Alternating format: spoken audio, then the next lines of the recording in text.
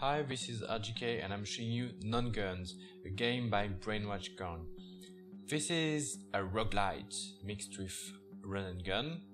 So it says roguelite, also permanent progression, and here in these coffins is my stash of some of the things I've from previous runs, and I could add the items there or keep them for later or visit another coffin. Let's say this one here.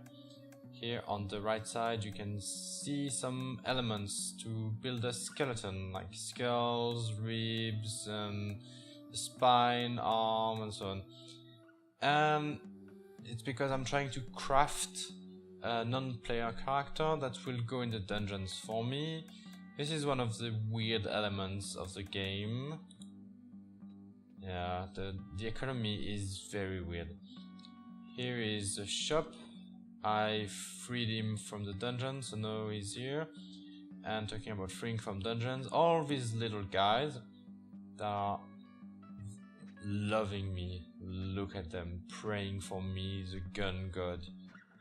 Yeah, so I freed them from the dungeon, and you can see the numbers at the bottom of the screen. It's actually not a score, it's the economy. So it keeps going higher and higher even when I don't do anything, or it keeps going higher when I shoot. And when I freed only one or two of these guys, the numbers were going up very slowly, but now that I have a lot of them, the numbers are going up very quickly. And this is part of the economy of the game, and I can use this kind of score to buy weapons. So here let's invest in a rocket launcher, and I also would I probably won't have enough money left, but I would like to put some of my points in this skull. If you have played Hotline Miami or the game Gunner, these are responsible for extra powers, let's say. Look at my rocket launcher, except that you can see the white bar at the top left of the screen. There is a limited number of ammo and cannot replenish. The only way would be to get another rocket launcher. Very weird design decision. This game has lots of weird design choices, so it's very fresh. Like for instance, like the economy. This stems. Whoa. The economy kind of stems from clicker games. I'll get this gun instead. So it's all very strange, and it feels quite different from other games of that genre. So even if I don't personally like this game, I still think that it's very interesting for all the things it's doing. And I'll explain a bit more why I don't like it. Die. So, a reason why I didn't like Gunner, the roguelite run and gun, is because you couldn't aim up and down, and in this game you cannot either. You can only aim left or right. But while in Gunner this was a really big problem because there were lots of enemies higher up that you had to jump on and this sort of thing. Here the levels are built in a way that makes more sense, but also there is a trick to aim up. Oh, I'll first dispatch these guys and get this. So the trick is, if you do a slide like this, you can aim up. So you can still do it, but it's tricky. And I think this is kind of a reflection of how the game was designed, like in a very tricky and hardcore way. Let's get this treasure. Another rocket launcher. Wasn't worth buying. Oh, actually, I might need lots of ammo for the final boss of this dungeon. I really struggle against this boss. And changing ammo is a bit complicated. You have to press the action and then scroll between the weapons. I mean, why not just 1, 2, 3, 4, 5, 6, 7, 8? That would have been much more practical. Okay, then let's find the door. You can see the map and the top right. A little detail that is very good is, look, I'm not here, because I can first have a look around, and then when I decide, I appear and I can start opening fire. This is very nice. So the devs took care of a lot of details. There is an insane amount of depth in this game, So even if I don't like it, I still admire the effort that was put in, and I think if you're like a hardcore roguelite player, you might enjoy this very much. There are tons of things to do in here. Okay, I'm gonna use... I cannot jump that high here, so I'm gonna use a little trick, which is to press the action key to boost my jump. Not always working. No, maybe not here, so I'll just go there anyway. So yeah, as I've shown you, you have this slide, and there is also a roll with invincibility frames. So it's a bit weird to have kind of 2 times a similar action, and it's even worse when you get some of the skulls. One of the skulls that you can put on your head gives you the power to dash. And I mean, you have dash, then you have the slide, the roll. It's just getting too much. Oh yeah, and you cannot drop down platforms. This is very weird. I really don't like that. Look at these enemies. They are very strong. You can only activate them by going over them, then you turn around and you shoot. So there is a lot of creativity in the design of the enemies as well. I think it's very much inspired by his Binding of Isaac, which is really cool. Another thing to like in this game. Okay. I hate the flies, because you cannot very easily aim up, and when they get too close to you, you know, they are in the angles you cannot reach.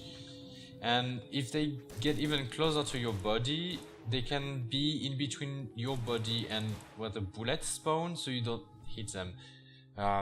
Lots of little details are very good, or little details are very annoying in this game. So it's a mixed bag for me. But yeah, ultimately I don't really enjoy it, but I recognize that it's a good game. The style overall is very interesting. It's mixed between gothic and western, like very horror, gothic of horror feel, and the music and some stuff like the guns and all, a bit western. The items, you might have noticed, it's really hard to make sense of them, like pictograms, and there is a guide on Steam to understand what each one does. And also, thanks to the devs putting up a guide on Steam, I know that you can consume your bonuses to get some health back. So complicated and so like not explained. The start of the game, you have no sound, the logos, you're like, is the sound working? And then you drop in a tutorial that doesn't explain anything because there is no text, and then you have to figure out the rest by yourself. I really don't like this in roguelites. Here you can change your keys. The menus are really ugly. Like, hard to understand what each thing means. I mean, you can if you think long enough, but that's not very practical. The base layout of the keys is really good. I really like this. Jump with W, and the slide with S, right click for the roll and so on. It's very good. And it's just that my problem with it is like I want to aim up and down and so on, and I don't want to have weapons that can get used, that expire. Like I lost the gun I had before, now I'm back to the base gun of the game. I hate those flies so much. Yeah, so too much obfuscation. This is really a big problem in some of the most hardcore roguelites, and this one is very guilty of obfuscation. I don't think it's normal that you have to check out a guide to understand how to play the game. I really think this is kind of bad design, despite this game being full of fresh and novel and good ideas, and it's lots of good stuff, but it's not clear, it's complicated, it requires a lot of skill. I'll give you that. If you want a skilled roguelite, this is for you. I much prefer Dead Cells. Dead Cells is also a very skilled game, but I don't know, everything makes more sense to me and is done to be practical to the player, while here it's not. Come on, I cannot aim down. I could do that in the run and guns Metal Slug and Contra. So how do I reach the other side? I'm just gonna ignore reaching the other side and go back to the door, because now I looked on the map and I'm away from the the boss. I think this door will lead me to closer to the boss. So about the permanent progression. So when you die, you lose everything you have on yourself. So that's not how you unlock permanent progression. The way to do it is actually sometimes while you're in the dungeon. Wait, get rid of a few enemies. Oh, come on, the flies from under. Hate you. Yeah, come closer to me. This is the boss room, but I'll first check if there is anything else interesting. Or I might just go for the boss. No, I'll talk while I check. So, sometimes you can find kind of a... Oh, this is dangerous. You can find a window, and the window lets you get out of the dungeon. Ah, come on, I died. So close to the boss. I hate the flies. So if you enter a window from inside the dungeon, and it brings you outside, and then you can store all the things you have been like finding in the run, which means that there is a lot of strategies that can be involved, in the sense that you can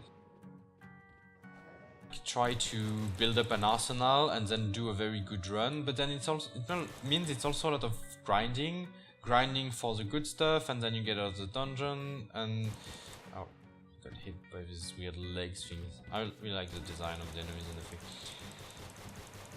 Okay, this is getting dangerous. I didn't see those things. Yeah, so I'll just try to bring you to the boss, but overall I've said what I think of the game. It's really good, but too much obfuscation and too many decisions, like to make the game harder on the player. I'll probably die soon. Yeah. So far I have lots of trouble with the boss of this dungeon, because the boss is spawning the annoying flies. So it's really hard to both focus on the boss, who has a lot of health points, while dealing with the flies that keep spawning, and it's just some weird choices that I don't like. And yeah, the grinding, I mean, it's like just leave the game running and then you'll have better ammo for the next run. It's very weird, because the game is so hardcore, and this thing about leaving the game running makes it a little bit easier, or maybe the game is designed to be super difficult because it takes into account that you can just leave the game running to get better equipment. I'm not sure. Yep. So I guess I'll just stop there and insist that this is a very interesting and fresh game. I personally don't like it, but that crowd that is into hardcore roguelites, get good and so on, will like it, because this game has a lot of depth, a lot of tiny good details. That is very surprising to see in these games. I don't know, got it? No, how do I get back up? I'll have to turn around. Alright. Oh yeah.